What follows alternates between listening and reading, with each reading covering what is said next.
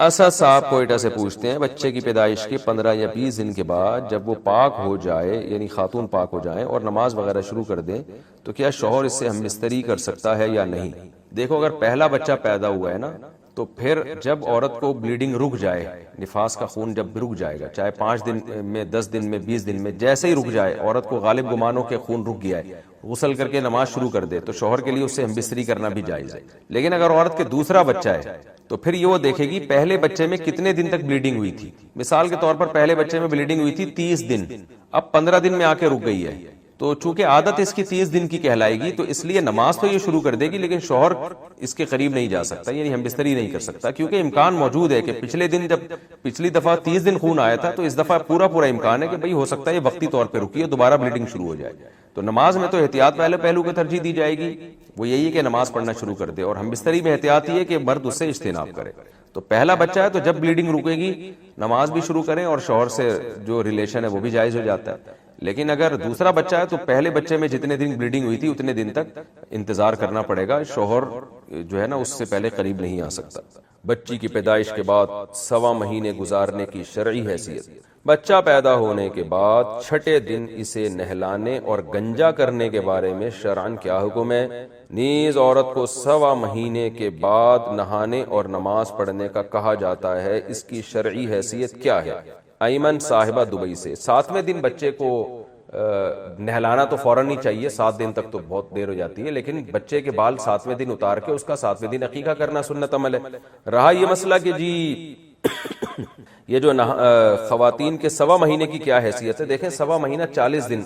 खवातीन को जो बच्चे की विलादत के बाद निफास का खून आता है, जो ब्लीडिंग होती है, वो जितने दिन के बाद भी रुक जाए, औरत पर लाजिम है गुसल करके नमाज शुरू कर दे, वो पाक हो जाती है। उसमें 1.25 महीने की कोई कैद नहीं है। बास खवातीन को वो 15 दिन आता है, बास को 20 दिन आता है, बास को 1 महीना आता है, तो वो 1.25 महीने तक उसको डिले करना नमाज को, ये जायज नहीं है। जैसे ही ब्लीडिंग आके बंद हो गई और औरत को इत्मीनान हो गया कि अब ब्लीडिंग बंद हो चुकी है, तो उन पर लाजिम है खातून पर कि गुसल करें और नमाज शुरू कर दे। 1.25 महीने का मतलब ये है कि अगर किसी को कंटिन्यू ब्लीडिंग हो रही है, तो फिर 40 दिन इंतहाई मुद्दत है। 40 दिन के बाद भी अगर ब्लीडिंग हो रही है, तो 40 दिन यानी 1.25 महीने पर वो नहाकर नमाज पढ़ना शुरू कर देंगी, और उसके बाद जो ब्लीडिंग आ रही है वो निफास की ब्लीडिंग नहीं कहलाएगी, वो इस्तिहाजा कहलाएगी, वो एक बीमारी कहलाएगी, उसके शरई हकाम हैज व निफास वाले नहीं होंगे। तो ये मतलब है 40 दिन का। लेकिन लोगों ने इसी को, खवातीन ने इसी को फर्ज कर लिया कि ये लाजमी है। लाजमी नहीं है, हो सकता इससे पहले खून आना बंद हो गया तो गुसल करके नमाज पढ़ना शुरू कर दें, पाक हो जाती है। हम अपने आप को साकिन कहते हैं, वजह उसकी है कि आपके मुकाबले में ना, मैं आपके मुकाबले में एक जगह टिका हुआ, आप मेरे मुकाबले में एक जगह टिके हुए। लेकिन अगर हम दूसरे सैयारों से मुकाबला करना शुरू कर दें, तो हम में से कोई भी टिका हुआ नहीं है। 1 सेकंड में 6-7 किलोमीटर हम, अब जो मैंने शुरू की थी ना, तो उसके बाद मैं 14 किलोमीटर का फासला तय कर चुका हूं। हकीकत है, कोई भी रुका हुआ नहीं है। तो हम हमेशा एक चीज को दूसरी चीज के अगेंस्ट समझते हैं। तो अल्लाह मियां ने जो जोड़े पैदा किए ना, मर्द और औरत के, मर्द है औरत के अगेंस्ट, औरत है मर्द के अगेंस्ट। अगर मर्द ना होता ना, तो औरत नहीं होती, औरत ना होती तो मर्द नहीं होता। इसी वजह से मर्द को अपने मर्द होने का एहसास शादी के बाद होता है, जब उसकी बीवी आती है, कंपेयर करता है ना फिर वो। और औरत को अपने औरत होने का पूरा एहसास कब होता है? जब वो किसी की बीवी, जोड़ा बनेगा तो मर्द बनेगा ना, औरत बनेगी। तो ये इतनी जरूरी चीज है निकाह करना। अगर आप जवान हो गए और आप निकाह नहीं कर रहे, मैं हल्फिया बोलता हूं, इस बात का पूरा इम्कान है आपकी फीलिंग चेंज हो जाए, पूरा इम्कान है। क्योंकि आप कंपेयर अपने आप को, आपकी कोई दुल्हन ही नहीं होती, आपको जो अपने जैसे मिल रहे हैं और आप गलत राह पे चल पड़े, तो आदमी होते हुए भी आपको औरत होने का एहसास हो सकता है। कोई होमोसेक्सुअलिटी का आदि आदमी हो, उससे पाला पड़ गया है, तो वो तो सारा मामला ही, फितरत ही बर्बाद हो जाएगी।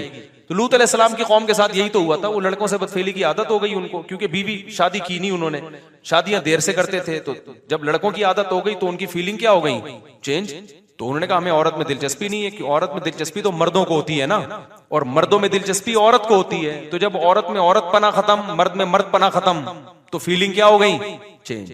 तो इसलिए मैं कहता हूं बर वक्त शादी कर लो, बालिग होते ही। उससे आपको अपने ही होने की फीलिंग क्या हो जाएंगी? बोलो ना, बढ़ जाएंगी। खत्म। मुझे कहां से आवाज? आपको अपने ही से मुराद ही होने का एहसास क्या होगा, बढ़ जाएगा, और लड़की को अपने शी होने का एहसास बढ़ जाएगा। और फिर अगर आपने दूसरी शादी कर ली तो ही होने का एहसास क्या हो जाएगा, डबल। तीसरी कर ली तो ही होने का एहसास 3 गुना बढ़ जाएगा, और अगर चौथी भी कर ली तो ही आपको लगेगा मैं ही दुनिया में अकेला मर्द पैदा हुआ हूं, बाकी सारे क्या हैं, अजीब से हैं। और वाकई मर्दानगी का एहसास बढ़ता है इंसान पर, वाकई बढ़ता है। तो ये जो लोग कहते हैं ना 4 शादियों के बाद हम कमजोर हो जाएंगे, हमारे तो जो है ना वो नहीं होते भाई। आपको मर्दानगी का एहसास कम होने के बजाय, जिन कौमों में 4 शादियों का रिवाज है, 2-2 3-3 बीवियों का रिवाज है, वो 90-90 साल तक जवान रहते हैं वो लोग। आप जाके देख लो, अरबों में देख लो, सिंध में ऐसे लोग हैं, बडेरों में आदत उनको, यानी उनका रिवाज है, तो वो भी 70 साल 80 साल। तो ये फीलिंग वीलिंग जो गोरों का तो नेचर से बगावत करके ना, उनकी तो फीलिंग की ऐसी की तैसी हो गई। अब वो कोई ही है तो कार्ड में शी लिखवा रहा है, जाके शी है तो कार्ड में क्या लिखवा रही है, ही लिखवा रही है। जो सच्ची बुच्ची के बीच के थे वो कंफ्यूज हैं, कुछ सच्ची बुच्ची के भी बीच के होते हैं, वो बेचारे परेशान है कि हमारे हुकूक की तो ऐसी की तैसी हो गई। तो इस्लाम का शुक्र अदा करो, फितरत पे रखा है इस्लाम ने, इंसान इंसान का बच्चा बन के रहता है। अच्छा भाई, बयान सुनता हूँ, मुझे आपके बयान से बहुत सी मालूमात मिलती, मैंने आपसे मोहब्बत और बहुत अकीदत, आज पहली बार आपकी मुसाफा करनी, इधर ही आके मुसाफा कर लो मेरे भाई, कहाँ हो जल्दी, शाबाश शाबाश, अस्सलाम वालेकुम रहमतुल्लाहि व बरकातहू, क्या हाल है, सब सेट चल रहा है, मार्केट कितनी हो गई, सेल्फी ले लो भाई जल्दी। माशाल्लाह देखो इस सेहत में भी जज्बे रखे हुए लोगों ने। फीलिंग है, फीलिंग। अगर फीलिंग नहीं होती ना, जितनी अच्छी सेहत हो, समझता अपने आप को शी है, और अगर फीलिंग हो ना, हाँ भाई, मैंने जब दूसरी की ना, मैं बमुश्किल 50-55 किलो का था, मैं इतना बारीक, इतना दुबला पतला था मैं जब मैंने दूसरी की। अच्छा, फड्डे बहुत हुए थे, दबा के झगड़े हुए, ससुराल की तरफ से और लोगों की, रिश्तेदारों की तरफ से बहुत खतरनाक झगड़े हुए थे, जो मैंने झीले हैं, अल्लाह ने तौफीक दी। अब हमारे मदरसे जामे तो रशीद तक वो झगड़े पहुंच चुके थे, हमारे उस्ताद परेशान हो गए, यार क्या पता नहीं, उस वक्त तो कोई सुनना पसंद नहीं करता था ना, अब तो फिर भी लोग थोड़े से आदी हो गए। तो हमारे उस्ताद ने इजलास बुलाया, मुझे भी बिठाया, मैं बिल्कुल बारीक, ऐसा बहुत पतला था मैं उस वक्त। तो अब बैठे हुए हैं, उस्ताद भी मेरे टेंशन में थे, यार जाहिर है जब जिस इदारे में आदमी काम करता है तो वहां तक भी पहुंचते हैं ना, वो भी मुतासर होते हैं, रिश्तेदार तो पहुंच रहे होते हैं, ये क्या किया है, आपके मदरसे का उस्ताद है, आप संभाल नहीं सकते अपने उस्ताजों को। मैं वहां बैठा हुआ, उन्होंने बोला कि आपका वजन कितना है। अच्छा, बात चल रही थी सबके, कोई 70 किलो का, कोई 75। मेरे जब नंबर आया, आपका वेट कितना है, मैंने कहा 50 किलो। कह रहे काम कम बखत 90 किलो का किया है तुम। कम बखत का लफ्ज़ तो नहीं कहा, मैं बोल रहा हूँ, उनके दिल की आवाज यही थी, काम कम बखत तुमने कितने किलो का कर लिया। 50 था, 55 कुछ इससे करीब ही था, काम तुमने 90 किलो का कर लिया। तो फीलिंग समझ रहे हो, गोरे के पास ये फीलिंग क्या हो गई है, खत्म। इसलिए मैं आपको हौसला दिला रहा हूँ। अच्छा भाई मुफ्ती साहब, मैं चारों तरफ से बाल बराबर कटवाता हूँ, लेकिन साइड की माँ भाई बेहतर बीच की माँ। मुफ्ती साहब, मैंने सुना है वितर को आखिरी नमाज बनाना चाहिए, तो ईशा की 17 रकत पूरी नहीं होंगी? ईशा में 17 रकतें होती, ईशा में 4 फर्ज हैं और 2 सुन्नतें हैं, बस यही हैं 2 सुन्नतें जिनका ईशा से, बाकी नवाफिल हैं वो। दूसरा हदीस में आता है बई नकुल्ली अज़ानैनि सलातुन, जब भी 2 अजानें हो, यानी अजान और इकामत, उसके दरमियान नमाज पढ़ लिया करो। तो उलमा ने कहा इस हदीस की रूह से हमें ईशा की अजान और इकामत के दरमियान नमाज पढ़ लेनी चाहिए, इस हदीस की रूह से। नफिल है, पढ़ लेनी चाहिए, अच्छी बात है। तो अब कितनी पढ़नी चाहिए, तो हदीस में कोई तस्करा नहीं है कि कितनी पढ़नी चाहिए। उलमा ने कहा कयास किया है कि देखो फजर से की 2 रकतें होती हैं, तो उससे पहले भी कितनी है, 2 हैं। जोहर की 4 रकतें होती हैं, उससे पहले भी कितनी है, 4 हैं। असर से पहले भी हदीस से साबित है 4 रकतें। तो इससे पता चलता है ईशा की 4 हैं, तो एहतियातन कितनी पढ़ लो, 4 पढ़ लो। लेकिन ये ये सुन्नत मुअक्कदा नहीं है, नहीं भी पढ़े तो भी ठीक है। सुन्नत मुअक्कदा जो है ना, वो सिर्फ ईशा के बाद 2 सुन्नत, उसके बाद नवाफिल भी वो तो जितने 2 पढ़ो, 4 पढ़ो, 10 पढ़ो, नहीं भी पढ़ो तो भी ठीक है, वो हर आदमी की अपनी गरीबी है। तो उलमा ने कहा कम से कम 2 नफिल पढ़ लो, बेहतर है। तो ये नफिल के तौर पर कह दिया उन्होंने, कोई ऐसा नहीं है। फिर वितर तो रात की नमाज है, वितर ईशा के बाद इसलिए पढ़े जाते हैं कि ऐसा ना हो कज़ा हो जाए, क्योंकि वितर के बारे में बहुत शदीद वईदें हैं हदीस में, तो वितर छोड़ने की इजाजत नहीं है। इमाम अहमद बिन हम्बल जो इमाम बुखारी के उस्ताद हैं, उनका तो कौल है कि जो वितर की नमाज छोड़ दे उसकी गवाही जायज नहीं है। आजकल ऐसे स्कॉलर्स भी आए कह रहे हैं वितर। एक आदमी ने बताया कि हमारे गांव में लोगों ने वितर पढ़ने छोड़ दिए, किसी ने कहा है कि बस 5 नमाजें फर्ज हैं और बाकी सब गरीबियां हैं। तो ऐसा नहीं है, सुन्नत मुअक्कदा की भी वैल्यू है और वितर तो लाजिम है। कोई भी इमाम इसका कायल नहीं है कि वितर छोड़ने की इजाजत हो। हाँ, अल्फाज का इख्तलाफ है, किसी ने सुन्नत मुअक्कदा का, किसी ने वाजिब का, लेकिन जरूरी सबके नजदीक ही है। तो अब वो इसका ईशा से ताल्लुक नहीं है, पूरी रात में जब चाहे पढ़ो। हदीस में आता है सबसे आखिर में वितर पढ़ो, लेकिन हम लोगों को मशवरा इसलिए देते हैं जल्दी पढ़ने का कि तहज्जुद में पता नहीं आंख खुले ना खुले, तहज्जुद की हिम्मत हो ना हो तो कज़ा ना हो जाए।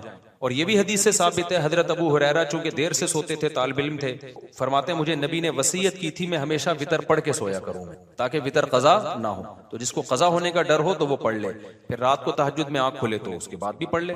तो बेहतर है कि वितर आखिर में पढ़ें, लेकिन ये कोई वाजिबी हुक्म नहीं है। अगर पहले पढ़ लिया तो उसके बाद भी हो सकता है। तो 17 रकतें इस तरह से बनाई हैं कि 4 पहले, फिर 2 बाद में, और खुद ईशा की 4, तो 4 दूनी 8 और 2 6, फिर 3 वितर।